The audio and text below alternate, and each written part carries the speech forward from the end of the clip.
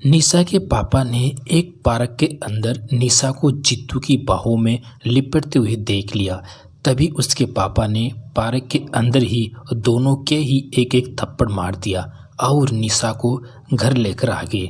तभी निशा की मां ने निशा को रोते हुए देखकर अपने पति से पूछा, ओ जी, अपनी निशा क्यों रो रही है? तभी निशा के पापा ने बहुत चिल्लाते हुए कहा कि पूछो अपनी लाडली बेटी से कि ये क्यों लिपटी हुई थी उस छिछोरे जीतू के साथ। तो निशा ने खूब रोते हुए कहा कि पापा, मैं और जीतू एक दूसरे से बहुत प्यार करते हैं और जीतू बहुत ही अच्छा लड़का है पापा। इतना सुनते ही उसके पापा और भी ज़्यादा गुस्सा होकर बोले कि तू किसी से भी प्यार करेगी और हम उससे क्या तेरी शादी करवा देंगे? बिल्कुल भी नहीं। क्या तू हमारी नाक कटवाना चाहती है? अपनी बिरादरी का नहीं है वो, और वो बहुत ही बिगड़ा हुआ भी दिखता है। तभी निशा ने अपने आंसुओं को पोंछते हुए कहा कि पापा, आपको पता है मैंने खुद उससे कहा था कि जीतू हम भागकर शादी कर लेते हैं। तो आपको पता है उसने क्या कहा? सबसे पहले तो उसने मुझे एक थप्पड़ मारा और फिर ये कहा कि निशा, मैं तुमसे ज़्यादा तुम्हारे माता पिता की इज्जत से प्यार करता हूँ और मैं खुद भी उनकी बहुत ज़्यादा इज्जत करता हूँ और हम भागकर शादी करके उनकी बनी बनाई इज्जत को मिट्टी में नहीं मिला सकते। अगर हम शादी करेंगे तो उनकी मर्जी से, वरना मैं तुमसे शादी नहीं कर सकता। और पापा, मैं शादी करूंगी तो जीतू से, वरना मैं पूरा जीवन कंवारी रहना पसंद करूंगी। इतना सुनकर उसके पापा गुस्सा होकर अपने कमरे में चले जाते हैं। तभी निशा की मां ने उससे पूछा कि बेटी, क्या तू सच में जीतू से बहुत प्यार करती है? तो निशा ने कहा कि हाँ माँ, जीतू के बिना मैं एक पल भी नहीं रह सकती।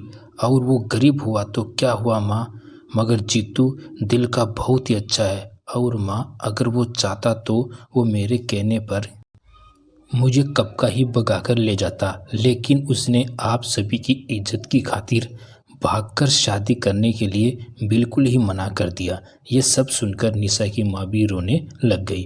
तभी उसकी माँ ने कहा कि बेटी, अगर तुम्हारा प्यार सच्चा है तो वो ज़रूर मिलेगा और तेरे पापा से भी मैं खुद ही बात करूँगी। तो अगले दिन निशा का बॉयफ्रेंड अपने माता पिता को लेकर अचानक ही निशा के घर पर गया और उसके माता पिता ने जीतू के लिए निशा का हाथ मांग लिया। इस बात पर निशा के पापा बहुत ज़्यादा भड़क गए और उनसे यह कहा कि तुम्हारी हिम्मत कैसे हुई ऐसे ही हमारे घर आने की, और हम अपनी बेटी का रिश्ता किसी अच्छे लड़के से करेंगे, न कि किसी बेकार लड़के से जो कि कुछ कमाता भी न हो। तभी जीतू ने ही कहा कि अंकल, आप चिंता मत करिए, मैं वेबसाइट और ऐप बनाने का काम करता हूँ और ये काम मैं घर पर ही करता हूँ। शायद इसलिए आपको ये लगता होगा कि मैं काम पर नहीं जाता। और अंकल, मैं जल्द ही अपना एक ऑफिस लेकर अपना काम वहीं पर शुरू करने वाला हूँ।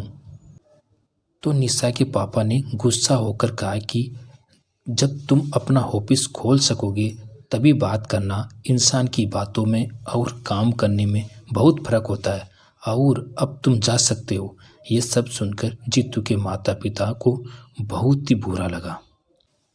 तभी जीतू के पिता ने निशा के पिताजी के आगे हाथ जोड़कर कहा कि भाई साहब, हर इंसान अपने बच्चों की खुशियों के लिए सब कुछ करता है, मगर आखिर में वो अपनी ही जिद करके अपने बच्चों की शादी उनकी मर्जी के खिलाफ करके उनकी ज़िंदगी खराब कर देता है। और फिर वो शादी के बाद अपना पूरा जीवन ही घुट घुट कर जीते हैं। और कई लड़के लड़कियां तो ऐसे में घर से भागने पर ही मजबूर हो जाते हैं, और ये सब हम जैसे ही माता पिता की वजह से होता है।